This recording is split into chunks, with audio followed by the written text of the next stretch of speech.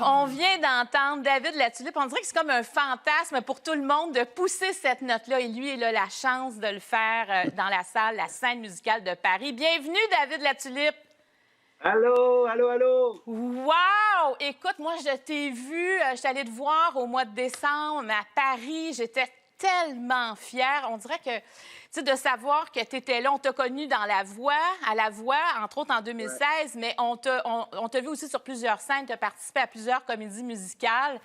Mais là, tu arrives comme dans la reine des comédies musicales, Starmania. Alors, raconte, comment c'est arrivé dans ta vie? Écoute, c'est arrivé tellement vite et tellement, c'est tellement inattendu parce que je m'attendais pas que Starmania reviendrait déjà. Moi, je revenais de voyage. Je l'ai écrit un peu là, dans le programme, mais je revenais de voyage. J'ai vu une affiche sur les réseaux sociaux. Je dis, hey, je vais essayer ça, mais écoute, Starmania qu'ils vont faire à Paris. Écoute, je suis allé là et j'ai auditionné pour Ziggy à la base. Et ils m'ont demandé une deuxième chanson. Et là, je dis, ben, je n'ai pas d'autre de Ziggy, mais je connais le blues. J'ai chanté souvent le blues du Businessman. Fait que j'ai chanté la chanson. Et là, je pense qu'ils ont vu 0 janvier, que je voyais pas moi-même. Fait que c'est ça. Après le lendemain, j'ai eu d'autres essais et ça s'est fait direct. En 3 jours, j'avais le rôle, en fait. Et tu as auditionné devant Luc Plamondon, entre autres. Ouais, Luc était là. Il y avait Raphaël. Amberger, Thomas Joly, le metteur en scène. Il y a même une Annette Workman qui est venue voir aussi les auditions dans la salle. Fait que c'était intimidant, mais en même temps, j'avais un bon feeling. Tu sais, quand tu ressors d'une place, t'es vraiment stressé, mais qu'en même temps, t'étais à l'aise. Fait que je pense que quand je suis ressorti le premier soir, j'étais confiant, mais on sait jamais. Hein? Mais bon, j'avais eu l'intuition que ça allait marcher quand même. Et quand tu as eu ta réponse, comment tu as réagi? Écoute, en fait, moi, quand j'ai eu la réponse, j'ai dit, c'est quand les callbacks à Paris, moi, je pensais qu'il fallait venir ici, là, on refait des essais. Elle dit, non, c'est fait, c'est toi. Et là, je capotais. J'ai dit, mais qu'est-ce que je m'en vais faire, là? J'ai appelé ma mère. Ma mère, elle m'a tellement poussé pour que je chante, même qu'avec moi, à un moment donné, je voulais plus. Elle a tout fait vraiment pour que je fasse ça dans la vie. Fait que c'est sûr que je l'ai appelée. Puis tu sais, nous, Starmania, c'est important dans nos vies. Je veux dire, j'ai chanté ça avec elle depuis que je suis petit. Je connaissais toutes les chansons. Fait que là, tu te dis, je vais faire le vrai. Pas une reprise du spectacle. C'est vraiment le vrai qui refond 2022. Fait que non, j'ai réagi fort. J'étais très, très, très ému, je veux te dire. Parce qu'il faut dire que Starmania, qui a été écrit par Michel Berger, Luc Plamondon, a 43 ans.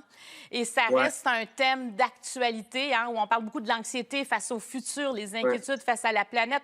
C'est incroyable comment, au niveau du thème, c'est resté actuel. C'est quand même dur. C'est quand même, quand on regarde ça, on n'est pas non plus dans un champ de marguerite dans Starmania.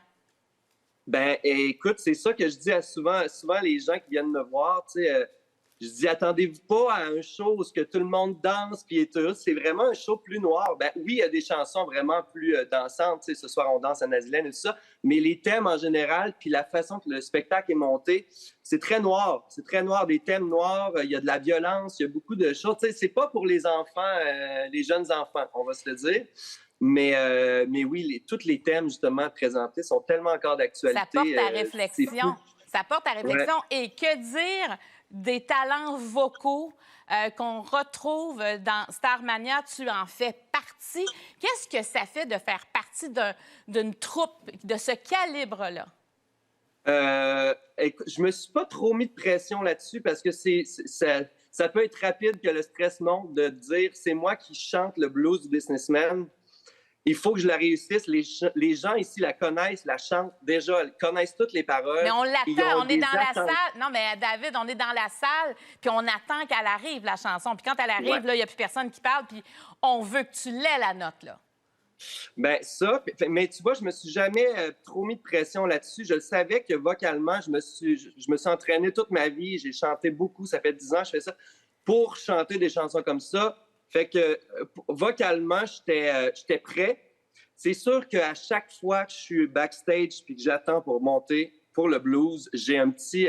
Mais moi, j'ai un stress qui me craint, tu sais. Fait qu'à chaque soir, puis que je réussis, tu sais, à chanter ce que j'ai à faire, puis que j'entends les gens, les claps puis les cris, pour vrai, ça fait 85 shows à peu près qu'on fait, puis les 85 fois, j'ai vraiment encore ça me rentre dedans à chaque soir, pour vrai, de réussir à faire ça. Puis pas à me comparer aux autres. Je pense que je réussis à l'interpréter comme moi je veux.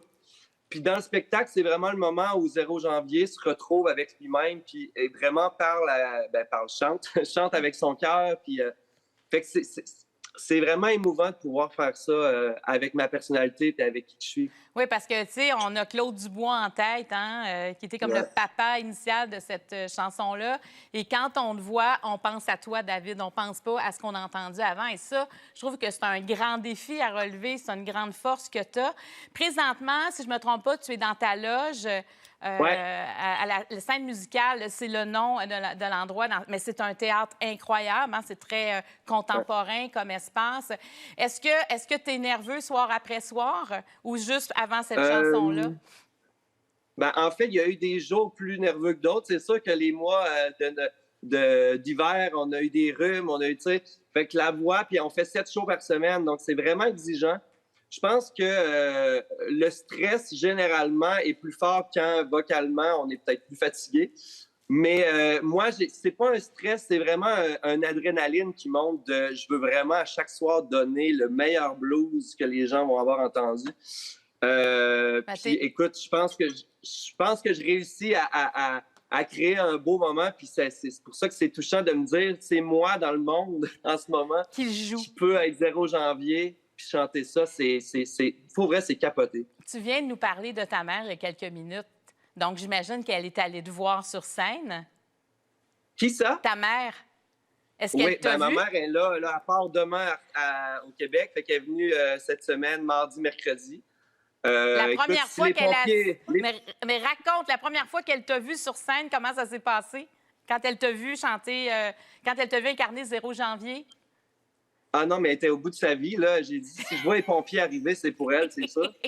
Mais non, en fait, pour elle, c'est un accomplissement de voir ça, puis de voir... Elle s'attendait pas non plus que ça soit aussi gros comme spectacle. Tu sais, généralement, tous les artistes, la mise en scène, tout ça, mais que quand j'arrive sur le blues, puis avec les effets de lumière, tout ça, puis elle dit, mais qu'est-ce qui se passe ici? Ah non, après le show, ça a été vraiment, vraiment beaucoup d'émotions, vraiment de fierté. En tout cas, c'est un beau cadeau que je lui ai fait. Puis que je me suis fait parce que quand même, hein, de donner ce cadeau-là à ses parents, c'est vraiment, vraiment, vraiment le fun. Alors là, vous allez partir en tournée en Europe. Ouais. Éventuellement, en tout cas, on a hâte qu'il y ait des annonces pour le Québec. Ça, on est en attente. Mais il reste que pour ta prochaine année, même l'année prochaine, vous avez déjà plusieurs dates de planifier. Oui, ben en fait, là, on part toute la France, Belgique, Suisse jusqu'à juin. Puis après ça, le Québec, on n'est pas sûr encore. Puis on revient ici 3 mois, novembre, décembre, janvier prochain à scène musicale. Là. Même chose comme on fait là, pour à peu près 90 shows. Là. C'est incroyable. Et tu n'as pas d'album encore, David, de chansons Non. originales. Est-ce que c'est quelque... Parce que, bon, quand tu es dans une grosse troupe de cette façon-là, en fait, où il y a beaucoup de promotions, des fois, c'est le fun d'avoir un album aussi parce qu'on apprend à te connaître. On aurait envie d'entendre David La Tulipe. Est-ce que c'est quelque chose auquel tu penses présentement? Ben, écoute, c'est sûr que moi, je sors d'un monde, depuis 10 ans, je chante, mais tu sais, je fais du studio, jingle, je suis choriste, je fais des productions, fait que j'ai jamais été en mode composition. Mais c'est sûr qu'avec ce projet-là, je vais être plus médiatisé ou, tu sais, je vais me faire plus connaître, je pense. Fait que je pense que ça serait le temps de prendre le temps d'écrire, de composer, de bien m'entourer. C'est des trucs que je pense en ce moment puis que je vais commencer à voir parce que je vois l'effet que ce show-là fait puis j'aimerais ça, justement, avoir mes chansons. Mais je te dirais que les 3 mois qu'on vient de passer, c'est assez intense. Je suis pas encore là-dedans, mais ça s'en vient. Là. J'ai des beaux projets dans ma tête pour ça. Et on verra, on verra pour la suite. En tout cas, on te le souhaite, David. Et pour tous ceux et celles, en tout cas, qui ne te connaissent pas, moi, je veux dire que tu es vraiment une étoile montante. Et ce que tu es en train de vivre, je pense que ça va te suivre toute ta vie. Est-ce que ça, tu le réalises?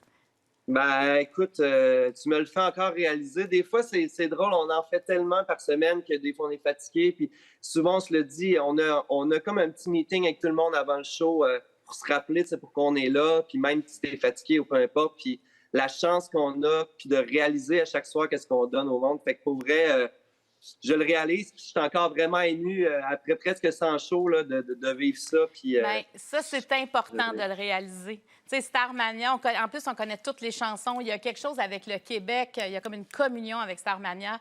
Alors, bravo pour ton parcours. C'est vraiment extraordinaire. Moi, je suis très, très fière de toi. Et on se croise les doigts, on a hâte d'avoir des dates au Québec. Alors, bon show, je sais que tu es dans ta loge et tu t'en vas faire un show ce soir.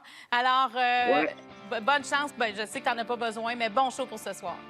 Merci, Merci David. beaucoup. Bonne journée, soirée. Je sais pas c'est quelle heure. Non, on est encore le matin, nous. Bye-bye. Et tout de suite Bye. après, on parle de célibat. Restez là.